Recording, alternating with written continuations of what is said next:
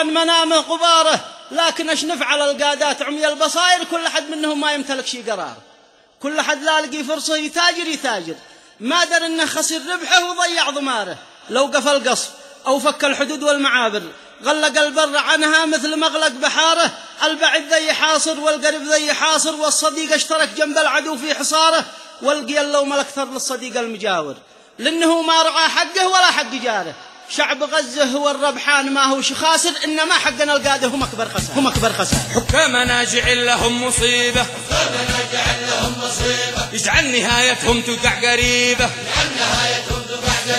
يشتروا حياة المسلمين كئيبة، ما أرسلوا جندي ولا كتيبة. حكامنا جعل لهم مصيبة، حكامنا هم رأس كل علة، حكامنا هم البلاء بكله، حكامنا فيهم خور وذلة، قد أصبحوا للغاصبين سبلة، حكامنا جعل لهم مصيبة، حكامنا تيهودوا بقرشين، القرش الأول نقدي والأخير دين، يتاحسوا الحكام بينهم بين، مثل الطباين ما يزيد يسدين. حكامنا جعل لهم مصيبة، حكامنا بلوى على بلية، 60 سنة محلوا القضية، سعما حمود وعمتي تقية، بتقول سلام قال السلام تحية. حكامنا جعل لهم مصيبة، حكامنا ايه ده بنقول لكم ايه، مع برا صح يا هو بتسكروه ليه، نقدر نقول يعني تيهود البيت، او زعقت لفدي فقال اوكي. حكامنا جعل لهم مصيبة، حكامنا في أسئلة قصيرة،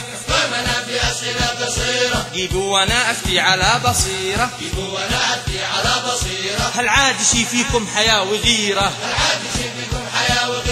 أو الجميع مرتاح من ضميره،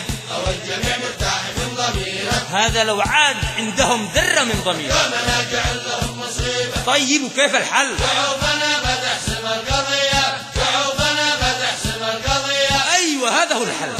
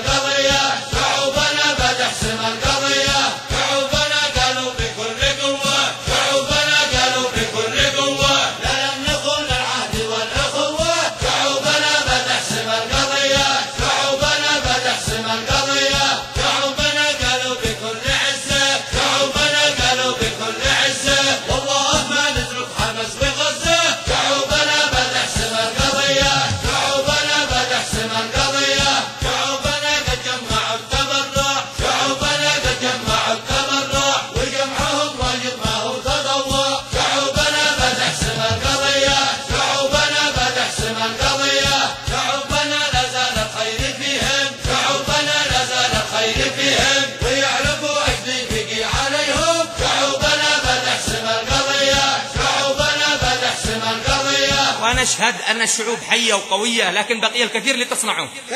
على الشعوب تواصل المسيرة، بالأدعية والمال والذخيرة،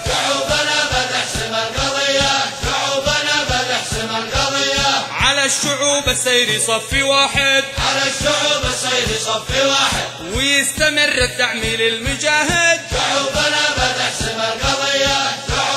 بتحسم القضية، الشعوب أن تفضح المنافق، على الشعوب أن تفضح المنافق، وتقول لهم تبي ثلاث طريق. شعوبنا بتحسم القضية، شعوبنا بتحسم القضية. على الشعوب المسلمة تقاطع، على الشعوب المسلمة تقاطع مقامين إسرائيل من بضايع. شعوبنا بتحسم القضية، شعوبنا بتحسم القضية. على هذا الغضب وهذه الحماسة أن تستمر، شعوبنا بتحسم القضية. على الشعوب أن تحمي المقاومة وتتبناها، شعوبنا بتحسم القضية. على الشعوب أن تعيد النظر في حكامها المتخاذلين. شعوبنا بتحسم القضية.